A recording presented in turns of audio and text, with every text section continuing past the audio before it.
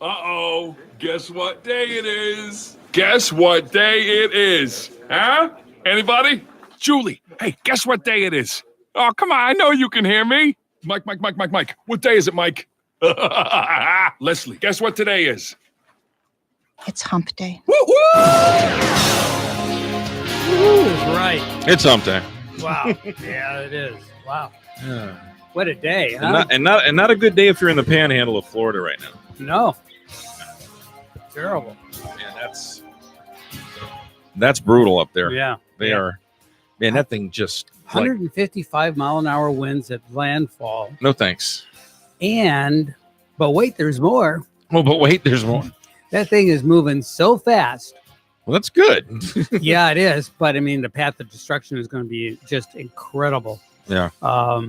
They're expecting it. Are you ready for this? Are you sitting down for this? Hold on. Let me re-sit down. Let me sit back down again. Okay. On Monday, it's expected to be in London, England. Really? That's moving along pretty good. That is a serious clip. Yeah. Apparently, it doesn't work for the DOT because I've never seen anything with the DOT move that fast. So it begs the question. Mhm. All right. So the red tide, all the stuff going on in the Gulf, right? All the yucky poo, right? Gets sucked up into the clouds.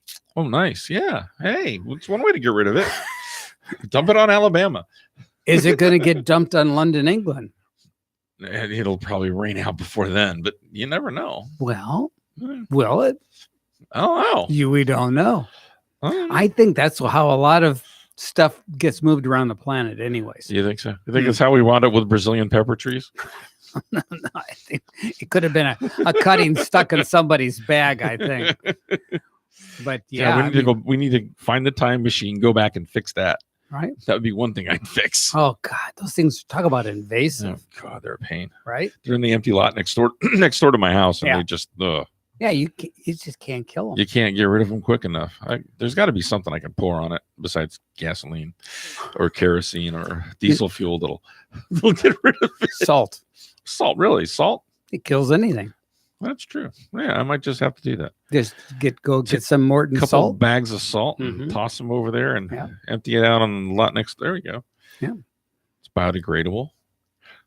It can't hurt the environment. It'll just hopefully it'll kill them dumb Brazilian pepper trees. Yeah. Oh, how about that? Hey, I'll take it. Sure, chemistry. It's my thing. Is that how it is? Well, okay. And I helped. Helped. Is there an L in that word? Helped? Hey, there is now. I helped. Yeah. It's optional. I think it's optional. Yeah. Oh boy. Let's see. I mean, there's a little bit going on in golf. I mean, we had little hungover from the still a little hangover from the Ryder Cup. Yeah. Some grumblings going on. Yeah, I know a lot of that. I know that there was a report that Brooks Koepka and Dustin Johnson got in a little bit of a spat in the team room. They've both denied it, said no, nothing happened. Some people were saying, "Oh yeah, it was at a party." Everybody was feeling a little. I mean, first off, why do you go to a party after you lose? I mean, really? I mean, I've never heard of a loser's party. Hey, let's have a party. We lost. We got beat down real bad by the Europeans. Let's have a party. Yeah, celebrate. A pity party, maybe. I don't know. I wouldn't think you'd have a party for that, but maybe that's the problem with the U.S. team. They were too busy worried about their party. Who knows? Some other stuff. Phil Mickelson. Yeah. They need to check him for dementia or something. Something's wrong with Phil. Yeah, really. I mean, we had the incident back at the U.S. Open where he putted the moving ball off the green to stopped it while it was rolling because he just had some sort of a point he wanted to make, which I kind of agreed with him at the time. But now, I mean, he signed up for this thing with Tiger Woods, and if the way he's played the last couple of times out is any indication, he's gonna get spanked. Yeah, by Tiger for $9 or $10 million, And now he is. Well, that's right. They got a competition going on, right? Yeah, and now It's supposed to go to a charity. I don't. Yeah. Now his big problem was he called the rough at the Ryder Cup venue, Le Golf National, Right. outside Paris, Mm-hmm. almost unplayable. That's why it's called rough. That's why they give you a fairway you're supposed to hit it in. I mean, I bet the lakes were pretty unplayable too. I'm not a golfer, but I already understood You that. got that figured out, right? Yeah. Yeah. The woods and the woods and the lakes are probably not a very playable spot to hit the ball either. Right. So they want you're supposed to hit it in the fairway. Oh boy. So Hurts your hair, right? He must be he must be waiting for maybe he's waiting for the senior tour. Maybe the senior tour is calling. The Champions Tour is calling. Phil's in his late 40s. He's 47, 48 now, maybe, I think. He's and he needs to be getting ready. Oh boy. Talk about the next Ryder Cup captains. Obviously it's 2 years. We're 2 years out from the next Ryder Cup, but already, because you've got to be able to sit down with Ralph Lauren and figure out what your apparel is going to look like, and so there's a lot of things to do between now and then. Design your yardage books and get the chapeaus all worked out. Exactly. Figure out just what the hats are going to be like. What color combination the shoes are going to have, and that's like I said, and we don't hear about it on the European side, so maybe the European captain's doing just as much. I don't know. Yeah, but guaranteed. Then I know one thing I would fix. Yeah. Okay. I heard from some pretty knowledgeable sources. I believe it was Golf Digest reported that on their Twitter account or Twitter and Instagram reported that during the practice rounds. Now, obviously, the Ryder Cup didn't start till Friday. Right. So the guys were there. A lot of them got in maybe Monday or Tuesday. Right. Some of them got a little earlier. Tiger got in a little later. Probably got in Tuesday evening maybe or something. So you had a couple 3 days in there to practice, play the golf course, figure out, who wants to play with whom and how you're gonna line them up and who's gonna hit, what. And I was reading where Samuel L. Jackson, who was there to watch was actually hitting balls with the guys on the golf course. Nice. Really? Is that all the more serious you're taking this? I mean, granted, it's an exhibition. I understand all that, but still, I'd kind of like it if you were playing golf, not hobnobbing with Hollywood types, with the Hollywood gang out there. Let's. You're here to play golf. You're here to, we only ask this of you. We only ask you. We ask this of you 1 week out of every 2 years. Yeah. The least you can do is, I mean, come on. Really? They had Samuel L. Jackson out there hitting balls. Interesting. I wonder if he yelled at it like he does people in his movies. There must have been I wonder how he did. There must have been. They must have tape delayed the whole thing, for the whole round. I don't know, but it's okay. But anyway, talk about the new captains. Yeah. Steve Stricker is one of the favorites to captain the American side. Obviously, it's going to be at Whistling Straits in Kohler, Wisconsin. Steve Stricker is a cheesehead. He's a Wisconsin boy, so makes sense to have him. Nothing personal against Steve Stricker, but he's about as exciting as a wet phone book. I mean, he's that good, huh? He just doesn't strike me as the kind of type that would make people want to run through a wall and play well for him. But I don't know. And who would be your pick for a captain? Bubba? Oh God, no! I would honestly go back to Paul Azinger. Really? Like Arlen and I talked about it. Yeah. He had a formula that worked and that won decidedly, and then they just okay, you're done now. I mean, why is it you only get one chance and then you're done? Right. I mean, why couldn't you do it 3-4 times in a row? Yeah. I mean, I realize there's a lot of guys out there that you want to give the opportunity. Yeah. You want to give them that that pat on the back, that Recognition. that recognition, Yeah. that little throw them a bone, let them be, Yeah. But if they're not very successful at it, I mean, Yeah, moving on. now this is interesting for the European side. Yeah. They are talking about Padraig Harrington. Padraig. If you've ever seen an interview with Padraig Harrington, or you've ever spoken like I have with Padraig Harrington, Yes. you need an interpreter. He speaks English, Right. or With a very thick brogue, huh? Irish is the Yeah. word, maybe. And I'm telling you, you need subtitles. If he gets talking fast, you're really sitting there going, I have no idea what you just said. Oh, wow. Good golly. So that could be interesting for a captain. Mhm. Because English is the worldwide language of business. It is. And since these guys are all pretty much independent businessmen, most golfers speak a lot of English, Right. unless they're Asian. Most of the Asians don't speak much English, which is weird because they're so big in finance They and actually everything else. It's very they odd. teach them in grade school. They start teaching them English. I don't know. There's not many Koreans that know English. Well, maybe I don't. maybe yeah. I don't know. Maybe Korea is different. Maybe. But in China, they kids are actually taught textbook English. So we will see. Yeah. Let's see. What else? Like I said, it's been a little slow.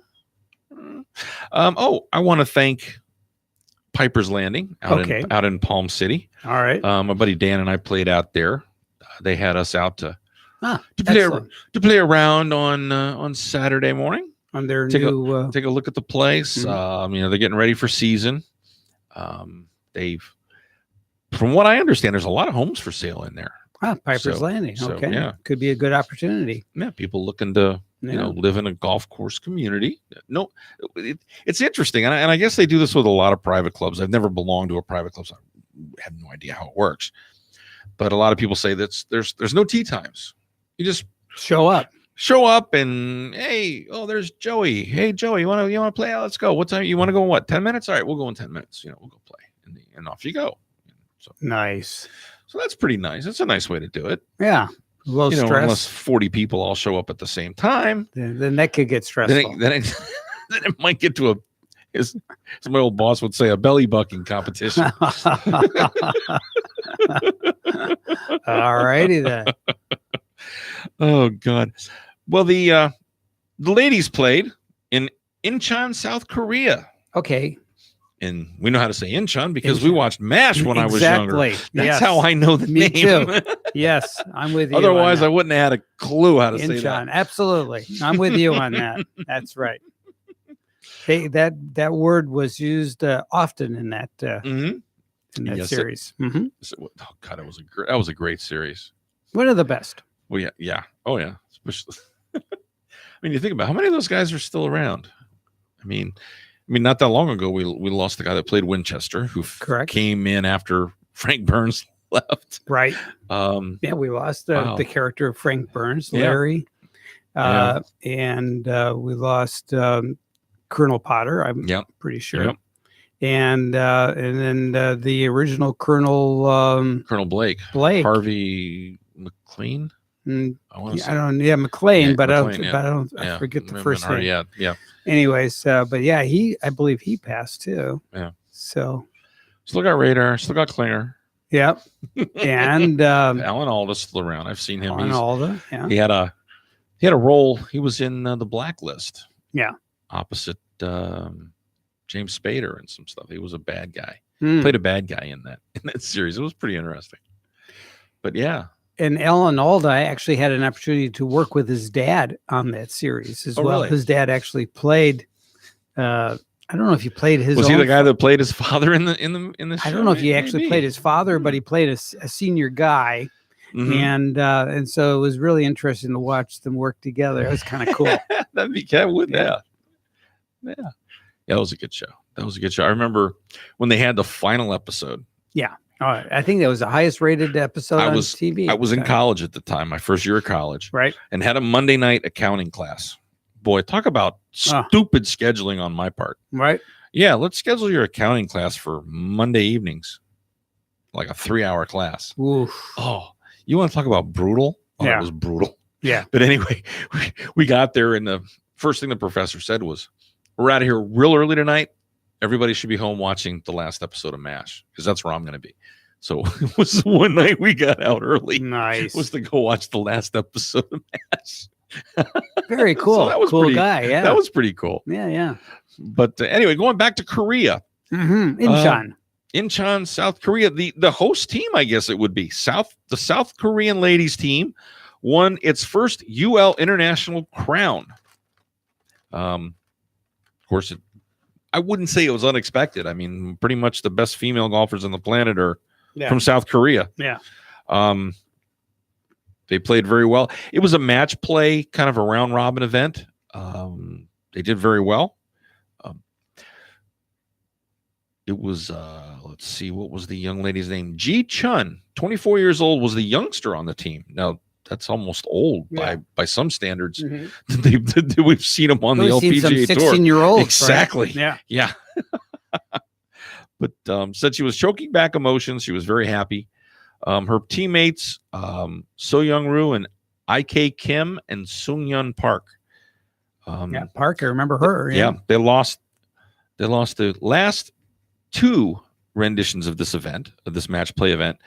In fact, they caught a lot of grief in their home country. I mean, they were expected to win. Right. They were some of the better players on tour. And when they didn't win, it's kind of like the U.S. Ryder Cup team. Boy, you got this loaded team. How do you not win this thing? And they didn't win, and so they caught a lot of grief for a few years. But they won this thing at the Jack Nicklaus Golf Club Korea, which is it's got a pretty good history. That course has hosted the Korean Women's Open as well as the President's Cup 3 years ago. So pretty neat to show you how these girls felt about it. They said it was their biggest win of the year. Wow. And one of them won a major. So that's saying gives you something. gives you an idea how much pride they took in winning as a team. So congratulations to the ladies from South Korea. Yeah. Very good. It's nice to know. Nice to know they did well. Let's see. The U.S. team. Let's see here. The U.S. team came in second with 11 points. Korea won with 15 points. They had 7 wins, 2 losses, and 1 tie in 10 matches.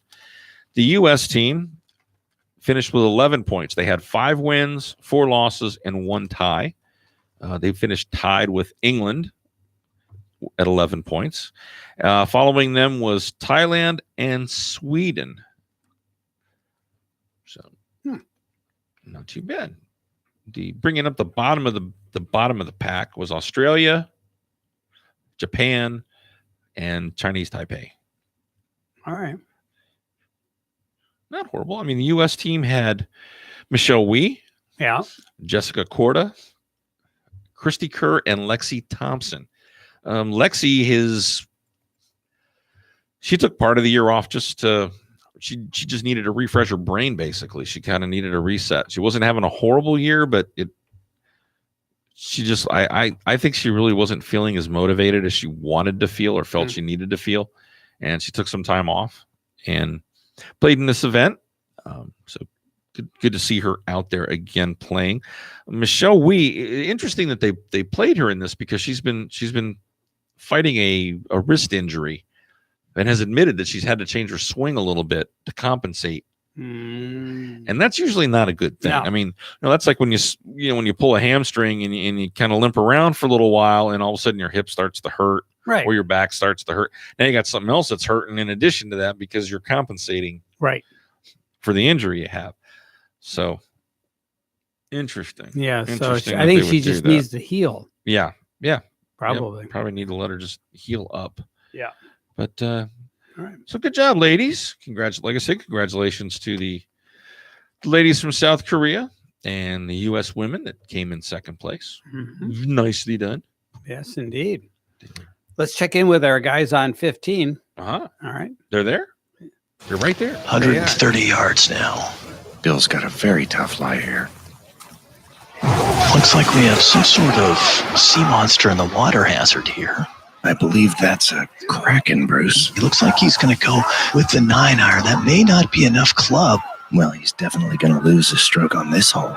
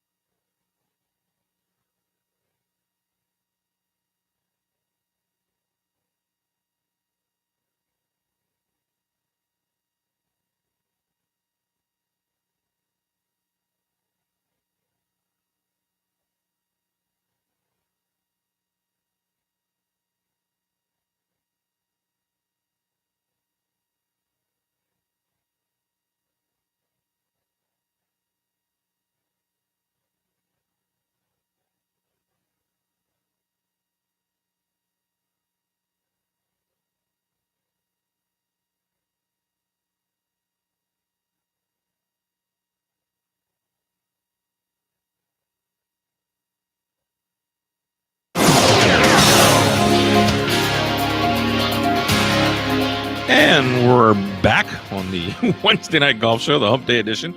We're talking a little bit about the ladies UL International Crown that they just played in Incheon, South Korea, which was won by the South Korean team.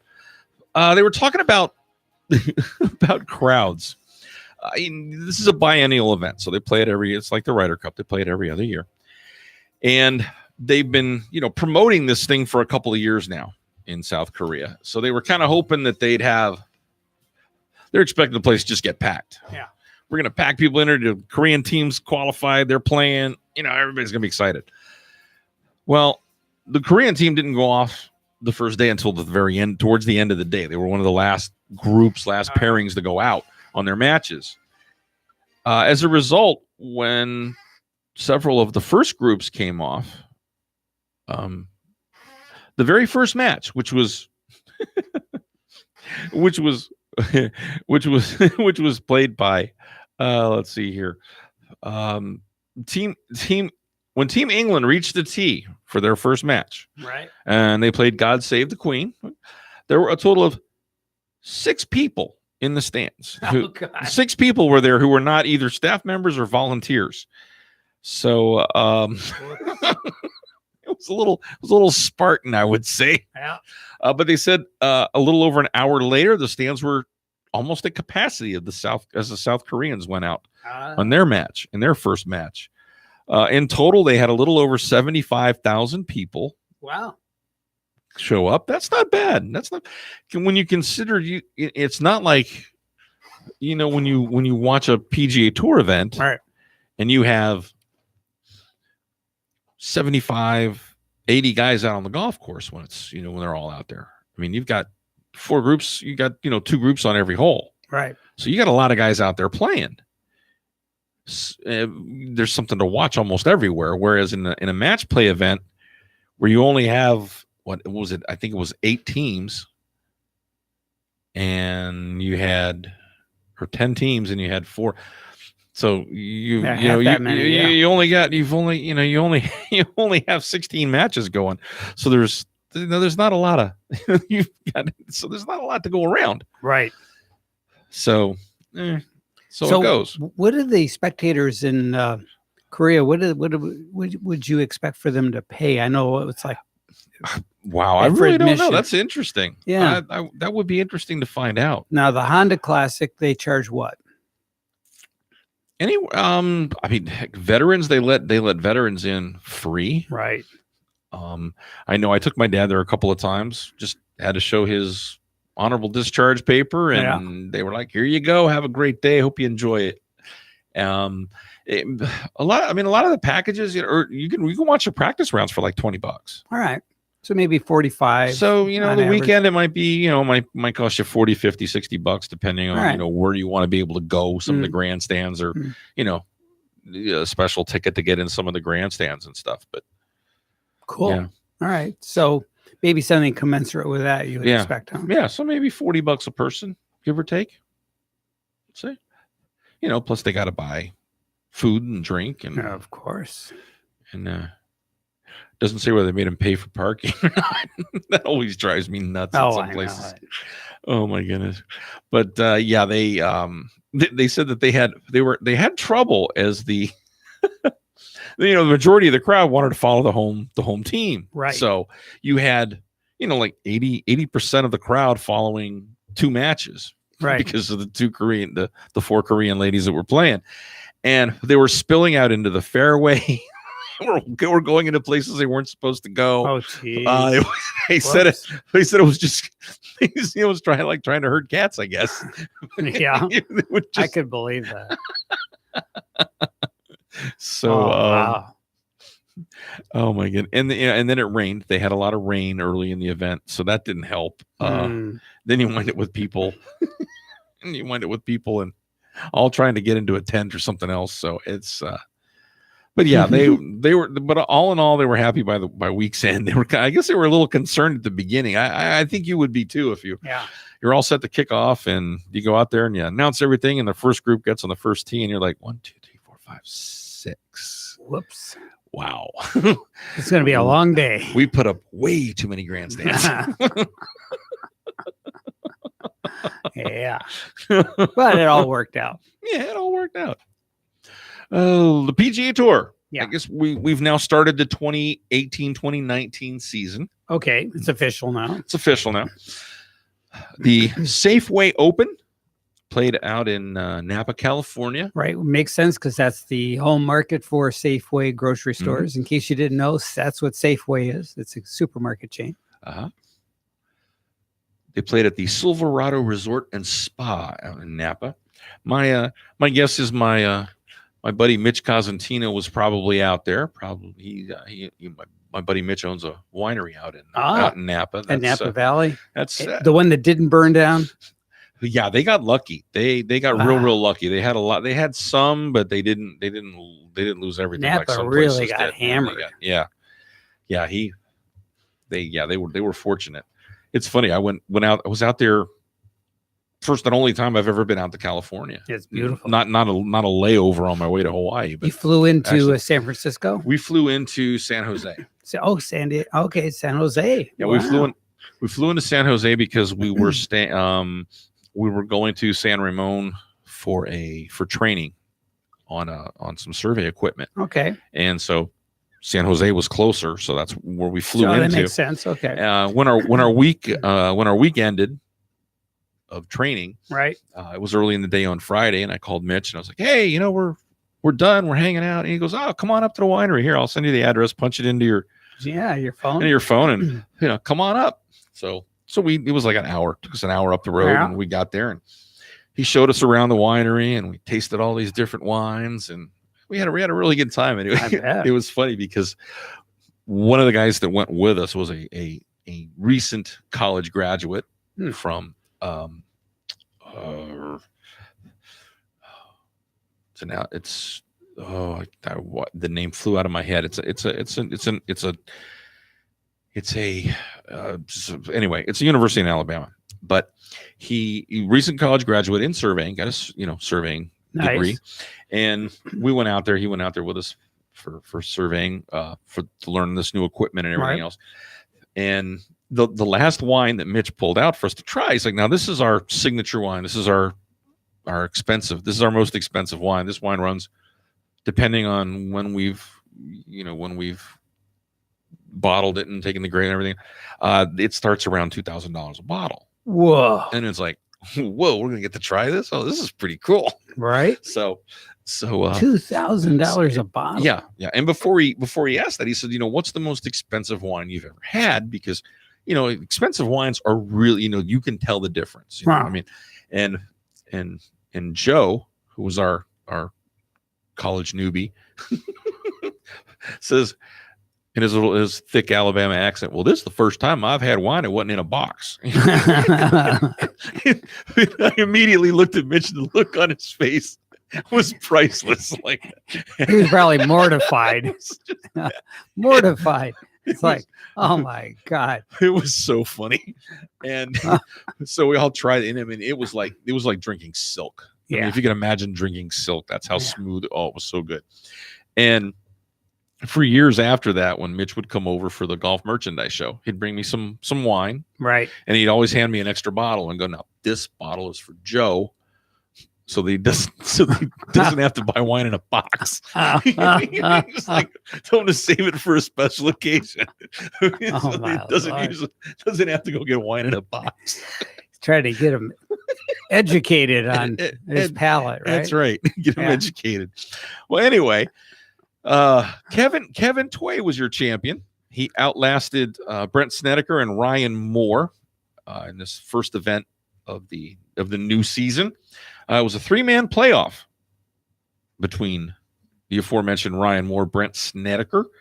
I always like the commercials with him on it, where the guy goes Snedeker. Snedeker. So, can you imagine? He must be a good sport. Can you imagine how many times he must hear that? Oh, like on God. tour, he's walking around. He'd be, there's Brent Snedeker. It's like, oh my God, why did I ever do that commercial? Oh. You didn't really think that through, right? No. Anyway, Kevin Toy wins this thing in a 3-man playoff. It's his first PGA Tour victory, so congratulations to Kevin. All 3 players finished regulation at 14 under par, so not too bad. Not bad at all. Let's see here. I'm trying to find out.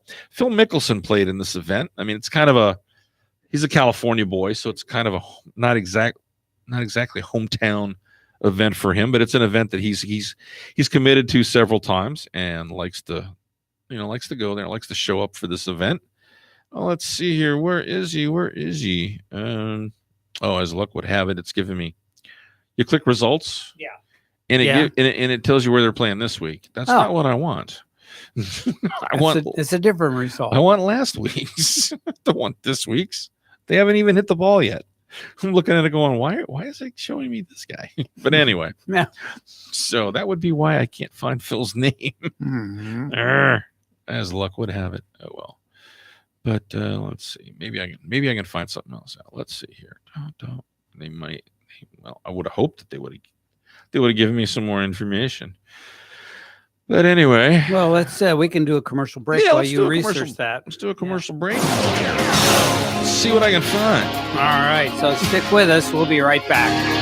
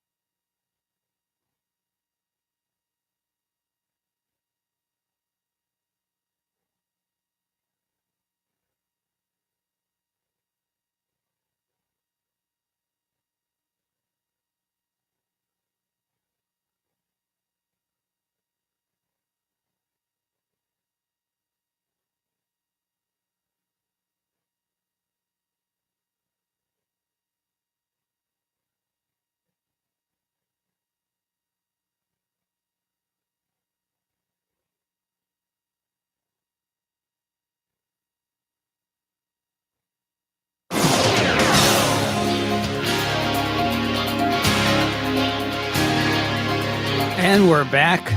You're listening to the Wednesday Hump Day edition of the Golf Show with James Stammer. That's me. I sound a little lost today. Anyway, we were talking about the PGA Tour. They just finished their first event of the season at the Safeway Open, all the way out in Napa Valley, California.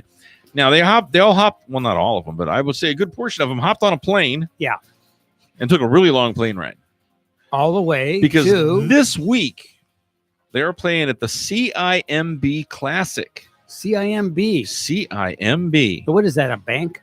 I guess it's somebody with a lot of money. It if they're sounds like a sponsoring financial. PGA Tour. Yeah.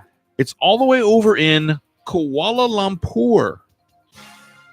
I like to say that word. And- Kuala Lumpur. And if you're wondering how far away it is exactly 12 hours away. wow, on the other side of the planet. Yeah, it's 12 time zones away. So it's exactly halfway around the planet. Yeah. If you're feeling a little insomnia tonight, can't sleep, maybe somebody switched your decaf in your coffee, and your little wired, little dessert after dinner was a little more caffeinated than you wanted. Golf Channel, 10:30 p.m. tonight until 2:30 a.m. No problem. Man, that should sign me up. That should put you to sleep. Oh my God, can you imagine that? Oh, that's a long way off. But 12 in just time zones. just a couple of short years, Mm-hmm. Elon Musk will have that whole time zone thing. It'll be null and void. Won't even matter. 30 minutes. You get you from point A to point B. Probably with the car ride afterwards, you might have to stretch out to 45 minutes to an hour. That's going to cost you a little bit of money. But he'll get you there in a New York minute. Yeah. and you know how long that'll be good till? Only until we get transporters like they had on Star Trek. Yeah. And then it won't matter. We'll just this scramble. Can you imagine having your own little? Do you realize how many people, all the religious people, and seriously, there's another whole other school of thought. So the scientific community says this is a cool idea. Let's scramble your atoms, run them through a computer, and reassemble them somewhere else. Exactly. All right. And then, so basically, they have to kill you and reassemble you. Mm-hmm. Right? Yeah. That's essentially what's taking place. And so, so the whole religious community would go absolutely over the moon over that. Just bonkers. I think so. You know who else would go? It would sound like Dr. McCoy. Dr. McCoy was he was adamantly against the whole notion of somebody scrambling his atoms. Yep. Yes. Oh, yes. Now, you know who else would have a fit about that? Who's that? You wouldn't need doctors anymore. You wouldn't need surgeons anymore because they could just transport you. And when they transported you, they could either fix what's wrong, or if you had cancer or something, they could just take those particles out. Like appendicitis, right? Okay, we're not going to. The appendix stays behind. Yeah. We're not going to reassemble that with the rest of the of the atoms on the other end. Yeah. So you wouldn't, and you could finally tell the airline. And somehow, I bet your luggage would still get lost. Yeah. Somehow. Somehow you would get to the other side and go, "Hey, where's my overnight bag?" I love it. Oh man.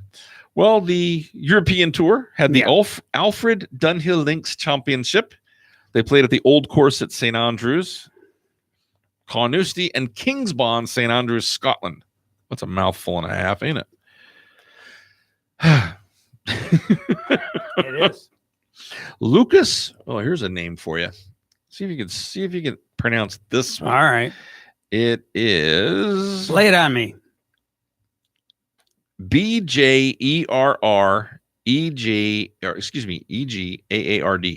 Bjerrgaard. Beauregard.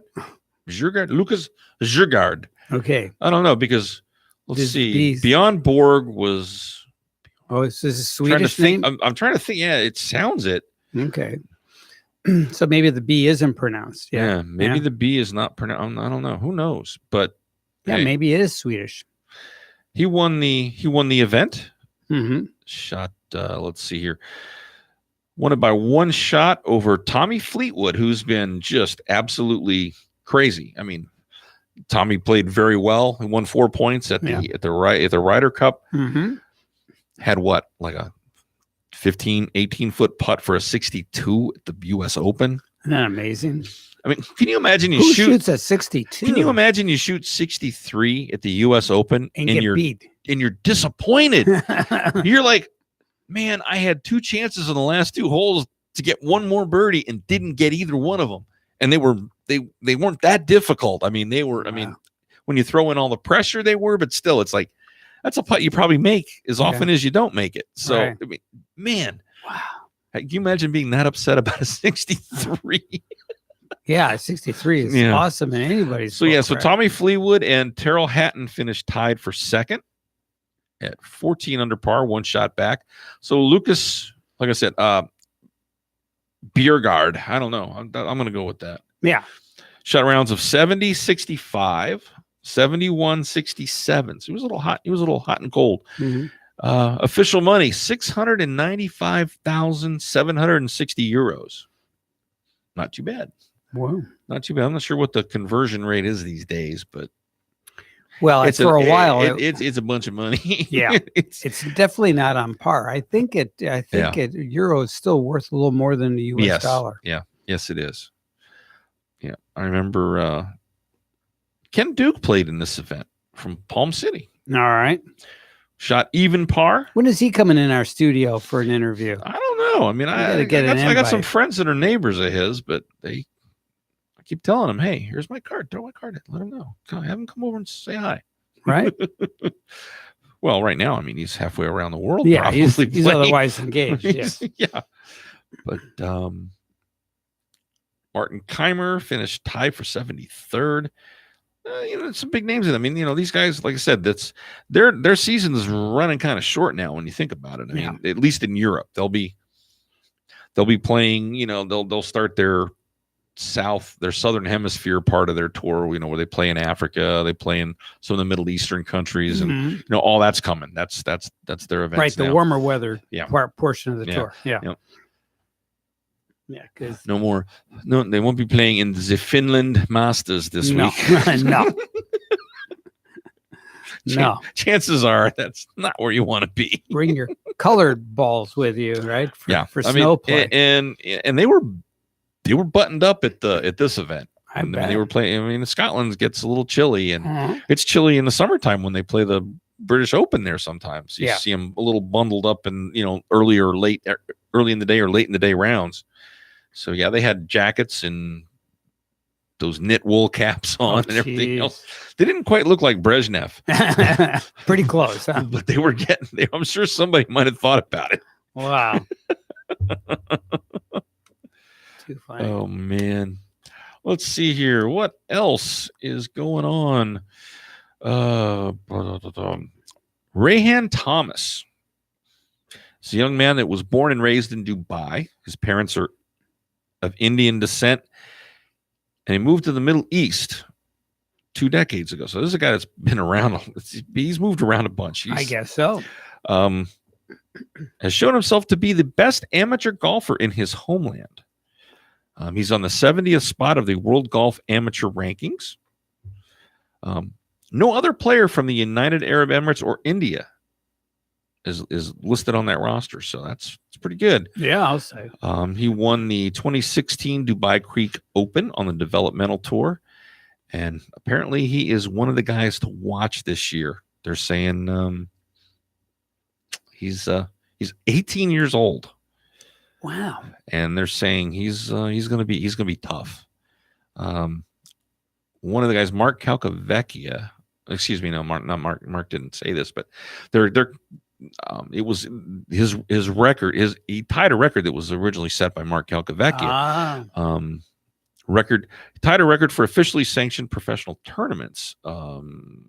As far as an amateur making cuts, so he made 9 birdies in a row. Good night. At one point, playing in an event with Darren Clark earlier this year, and they've nicknamed him the Silverback because they said he's got a stocky build, and he kind of looks like a silverback gorilla when you watch him hit a Oh, ball. jeez. Man, that's. I wouldn't want to mess with him then. I'll tell you. He really knows how to. Said he's a little more fit than when he first got the nickname. So it says it doesn't quite fit his body build anymore. But he now has a gorilla head cover on his driver. So he has embraced it. So yeah, somebody to watch. So watch for this young man, Rayhan Thomas. Interesting. Thomas is such a just a kind of a ubiquitous, could be from anywhere yeah. name. Yeah. So interesting. Yes, Let's indeed. see what else. 18 years old, you said. 18 years old. Yeah, 18 years old. And so we'll be talking about him for years. We could to come. be. I mean, it would be 39 holes in a row in a match with Darren Clark. And Darren Clark has a British Open championship. He was a Ryder Cup captain. Yeah. He's got some credentials. He's got some pedigree. Yeah, right. Yeah. So not too shabby on that. Let's see. Anything else in the world of golf? Like I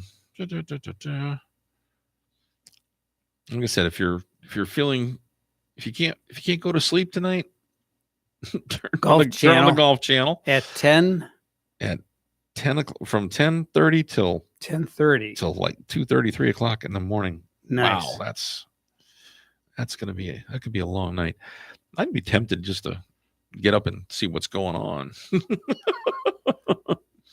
Let's see. Louis Oosthuizen has made some changes to his equipment.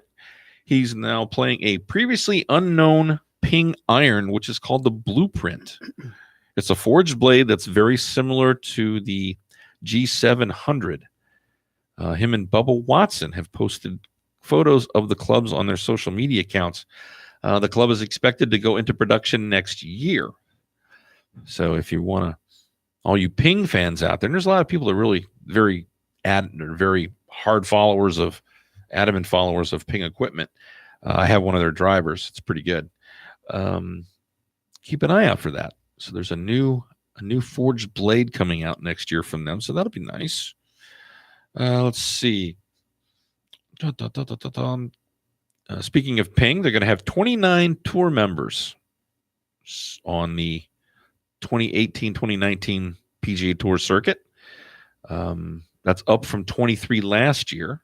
So it's got to make the talking heads up there, the bean counters up there in Scottsdale, Arizona, pretty happy.